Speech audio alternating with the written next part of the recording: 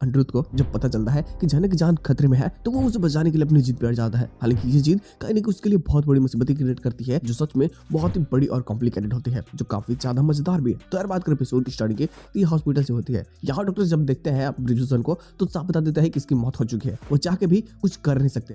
तो जैसे वो बोल देते हैं तो इस बात से कहीं ना कहीं ये भी सदमे में चले जाते हैं। इसे बहुत बुरा लग रहा होता है कि इसके पिता को कुछ लोगों ने इससे छीन लिया। अनिरुद्ध इससे सहानुभूति देता है कि जिन लोगों ने ब्रिजोसन के साथ में ये सारी चीजें की है मैं उसे छोड़ूंगा नहीं। हालांकि झनक को भी ये भरोसा नहीं होता कि पहले भी तो ऐसे हो चुके हैं ना, मेरी माँ को भी तो किसी ने मार दिया, या फिर कह लो कि उन्होंने जहर खा करके जो सुसाइड कर लिया था उसके पीछे की भी तो कहानी पता नहीं चली ना। हो सकता है कि वो भी हत्या हो, लेकिन हम लोगों ने छानबीन नहीं किया। अब हालांकि यहाँ पर अनिरुद्ध साबित देता है कि तुम मेरे घर चलना होगा, तुम उस घर में जाओगे और अकेले रहोगे तो शायद जो हमला तुम्हारे पिता पे करवा चुका है वो तुम पे भी करवाएगा। हालांकि यहाँ पे झनक अपनी जान की परवाह नहीं करती है, बल्कि उससे चिंता होती है अपने पिता की यादों की। होती है कि उस घर में रहेगी तो उसके पिता की यादें उससे जुड़ी रहेगी। लेकिन यहाँ पे अनिरुद्ध को समझ में आता है कि नहीं, अगर ये उस घर पे रहेगी तो शायद जो हमला इसके पिता पे होता है शायद इसकी जान में खतरा पड़ जाएगी और ये किसको ये हार जाएंगे और मुझे इसका साथ देने होगा, क्योंकि इसने तो वादा कर चुका है। इस चीज के लिए ये पूरा फोर्स करता है। हालांकि झनक को ये ऑलरेडी पता होता है कि जब उस घर में जाएगी तो इसके खिलाफ प्रोटेस्ट होगा, कुछ लोग तो बिल्कुल इसका सपोर्ट नहीं करेंगे और इसे बदनाम करने की तरह की कोशिश करेंगे। लेकिन जब अर्शी भी फोन करके बोल देती है कि तुम अभी तक वहाँ क्या कर रहे हो, तुम चले वहाँ पे, तो अनिरुद्ध साफ बता देता है कि मुझे तुम्हारे फोन पे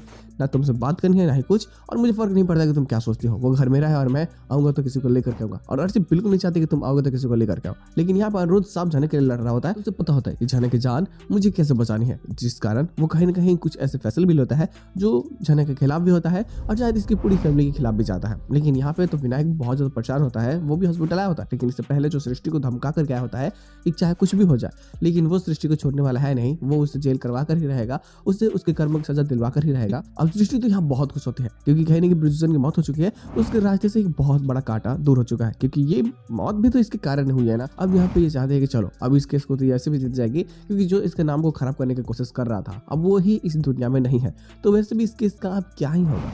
तो ये तो लगभग खुशियां मना रही होती है, लेकिन अनिरुद्ध की चाल के आगे कहीं ना कहीं ये भी फंस जाते हैं। और हालांकि इसके साथ एपिसोड की एंडिंग कर जाती है। एक सबप्लॉट बस सबको का ही होता है। देखो ये जहाँ पे जाते हैं ना, वहाँ पे काजल स्टेज पे शहर करके बहुत ही ज्यादा तारीफें करती है। अब ऐसा अनिरुद्ध इसलिए करना पड़ता है क्योंकि पैसे नहीं है, तो गाना गाएगा तभी तो कुछ पैसे मिलेंगे ना।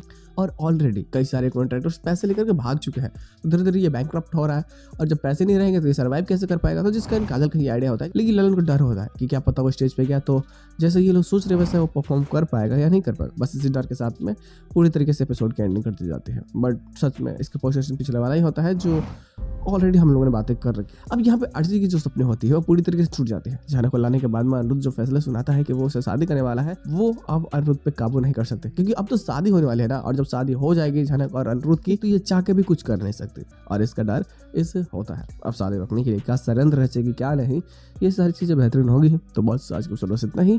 हम लोग मिलते हैं बहुत जल्द किसी नए वीडियो के साथ में, तब तक के लिए बाय।